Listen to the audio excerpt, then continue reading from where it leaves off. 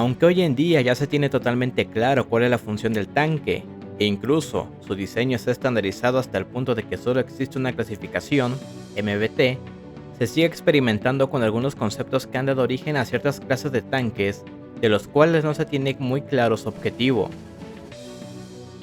Este es el caso de los tanques expedicionarios, una clasificación única y sin precedentes que en años recientes ha comenzado a ser reconocida por los principales ejércitos del mundo.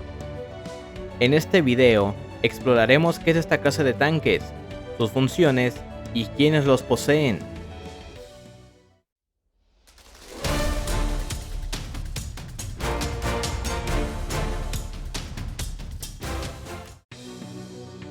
Los tanques expedicionarios son un extraño concepto que nacen a mediados de la Guerra Fría, específicamente durante la primera mitad de la década de 1970. En este momento, el concepto de MBT ya estaba bien establecido en la mentalidad de todos los ejércitos del mundo, y cualquier nuevo diseño estaba fuertemente inspirado en los primeros modelos, o en ciertos casos, en los modelos tardíos. A ciencia cierta, estos tanques fueron diseñados en Estados Unidos, uno de los estados que mejor comprendían las diferentes clases de tanques, y que mejor sabía sobre mantener un solo tipo.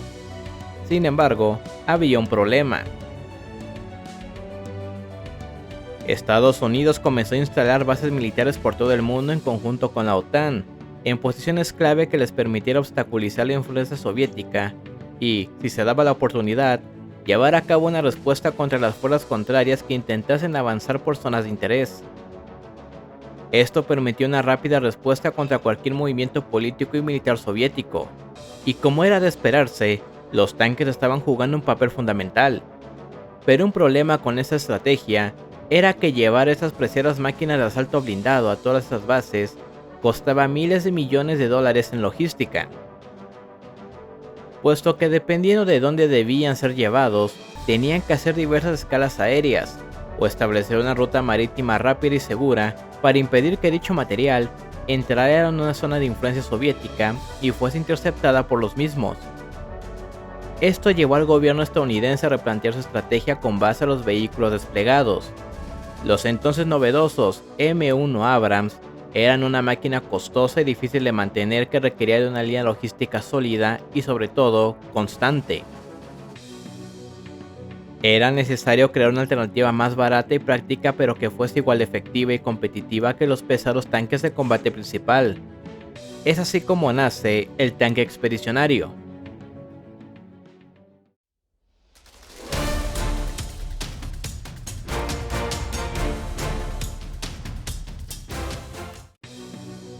El tanque expedicionario nació ante un problema logístico que Estados Unidos comenzaba a resentir, y que por un par de años resultó ser una idea mucho más rentable que el pesado MBT mejor diseñado. La idea era simple, se debía extrapolar la idea del M1 Abrams a un tanque más sencillo, ligero y de fácil mantenimiento que pudiera ser transportado en cualquier medio para reducir los costos logísticos. Así que los ingenieros tomaron las características más importantes de su nuevo tanque principal: el cañón, el motor y el diseño para crear una nueva suerte de versión ligera del Abrams. Se diseñaron toda clase de vehículos que hoy en día son reconocidos como tanques ligeros y AFV. Razón no les falta, estas unidades eran tan ligeras y pequeñas que difícilmente podrían catalogar como un MBT, y ese era el objetivo del proyecto. La diferencia entre los tanques expedicionarios y esas otras categorías radicaba en que los primeros poseían la potencia de fuego y la movilidad de un tanque principal, siendo el blindaje un parámetro secundario. La razón de esto es porque se buscaba un tanque que pudiera responder como el Abrams ante cualquier amenaza soviética. La diferencia principal entre ambos radicaba en que el tanque expedicionario sería más fácil de construir, provisionar y desplegar en los diferentes campos de batalla globales. Debido a los costos que supone fabricar al Abrams en serie y su despliegue, esta clase de tanque les daba una alternativa más óptima al ejército estadounidense en caso de una guerra, ya que podrían fabricar muchos más ejemplares en menos tiempo y desplegarlos en mayor número en caso de un ataque soviético. lo que permitía contar con una unidad competitiva que atrasara los movimientos del Pacto de Varsovia y la URSS, mientras los Abrams, más pesados, eran alistados y asignados a los diversos escenarios donde se les necesitara. Se supone que serían más compactos y fáciles de mantener. Esto habría permitido que los tanques expedicionarios fuesen desplegados en cualquier medio disponible para su envío, por lo que incluso el C-130 Hércules podría llevar al menos 2 de estos tanques de forma rápida y efectiva a una zona de conflicto, y una embarcación muchos más ejemplares a un costo relativamente bajo en comparación al Abrams, que necesita medios más sofisticados para ser enviado fuera de Estados Unidos. Incluso un helicóptero podría llevar a uno de esos tanques, claramente uno de carga mediano. No podemos decir que el tanque expedicionario es una unidad aerotransportada, porque estos últimos no suelen clasificar como un tanque, y no poseen cualidades similares a las de uno. Recordemos, hablamos de una unidad que en términos de potencia de fuego y movilidad debían ser iguales al del Abrams, pero en un diseño más ergonómico, por lo que sería incorrecto llamarlos unidades aerotransportadas. Por si fuese poco, a diferencia de otros proyectos, este no recibió un nombre oficial, y todos se referían a él simplemente como vehículo expedicionario. Esto ha provocado que mucha información se pierda, o en el mejor de los casos, se confunda con otros documentos donde se explica con precisión la función de estos nuevos tanques. En términos básicos, un tanque expedicionario era un vehículo diseñado para ser fácilmente transportado y desplegado en cualquier lugar del mundo. Como dato adicional, el nombre proviene por las fuerzas expedicionarias de la Segunda Guerra Mundial, ya que actuarían como una fuerza pequeña y de respuesta rápida, en lugar de ser unidades grandes y de ordenanza permanente.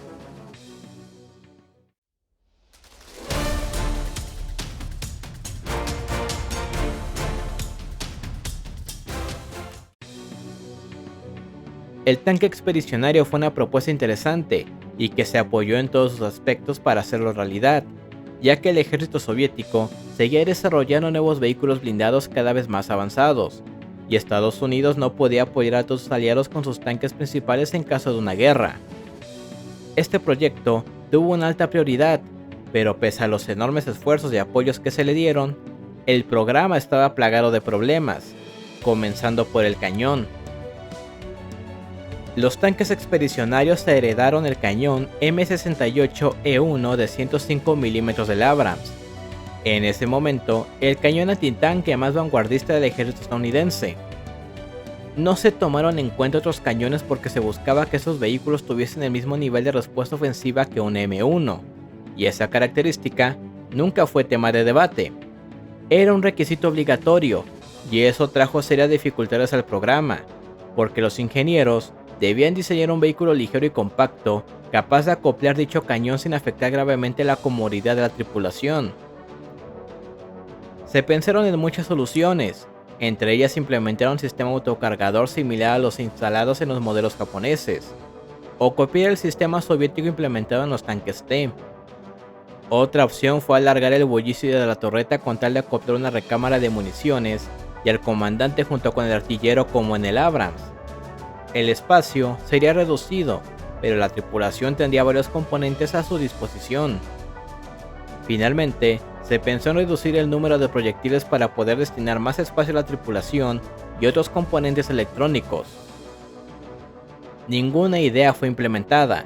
La solución vino de proyectos más antiguos del auge atómico, y era automatizar la torreta.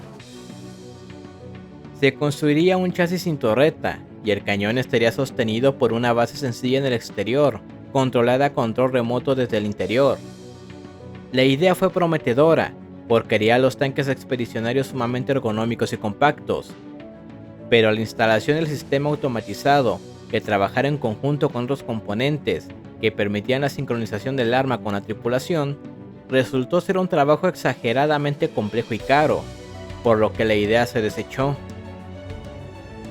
Ante el problema de no poder acoplar el cañón de 105 mm en un chasis compacto y ligero, resultó imposible continuar con el proyecto.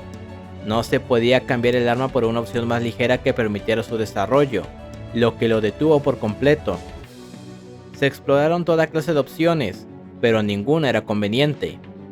Se pensó en alargar el chasis, en reducir las dimensiones del arma, e incluso se pensó en diseñar lo que fácilmente hoy podríamos llamar como un dron, pero ninguna fue aceptada. Todas las propuestas afectaban las características de rendimiento del cañón, y la orden de diseño especificaba estrictamente que el M68E1 debía mantenerse igual que con el Abrams. Claro, se podía mejorar, pero no limitar. Esta orden estricta llevó a que el proyecto se estancara por completo, y para 1975 el proyecto estaba en un limbo del que los ingenieros no podían sacarlo. Era imposible continuar con su desarrollo si no se levantaba la restricción de usar otro cañón.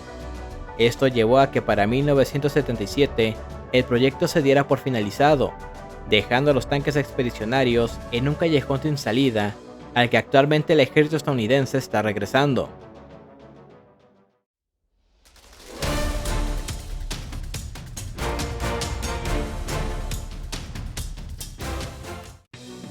Si bien el tanque expedicionario se dejó atrás hace 50 años, su concepto sigue latente en el pensamiento militar de Estados Unidos, y aunque se ha vuelto inviable para su ejército disponer de un parque blindado demasiado extenso, se ha intentado adaptar al Abrams a esta idea con su última versión, el A2.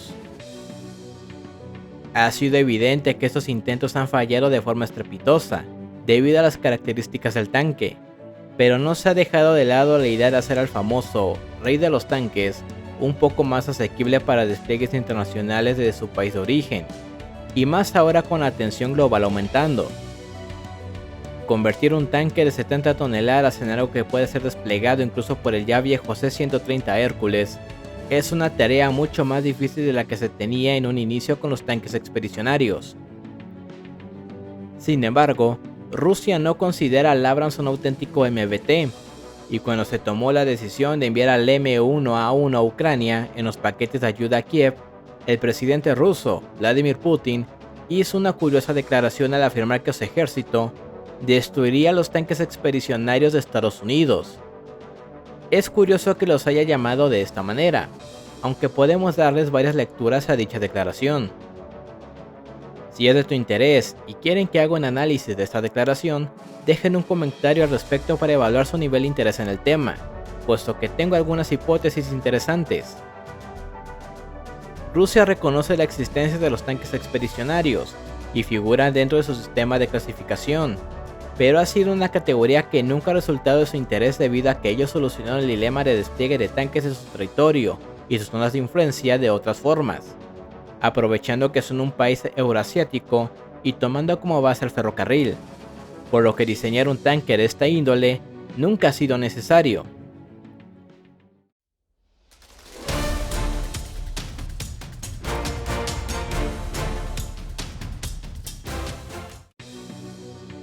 El tanque expedicionario fue un intento de Estados Unidos por diseñar un vehículo que pudiera desplegar alrededor del mundo con facilidad y rapidez, aunado a precios más bajos en términos logísticos. Sin embargo, su desarrollo estuvo sujeto a un requisito imposible de modificar, y que resultó ser un muro infranqueable para los ingenieros de la época. Este parámetro impidió que este tanque fuese desarrollado, y el proyecto entró en un limbo del que hasta ahora no se ha podido sacar, condenando el tanque al fracaso.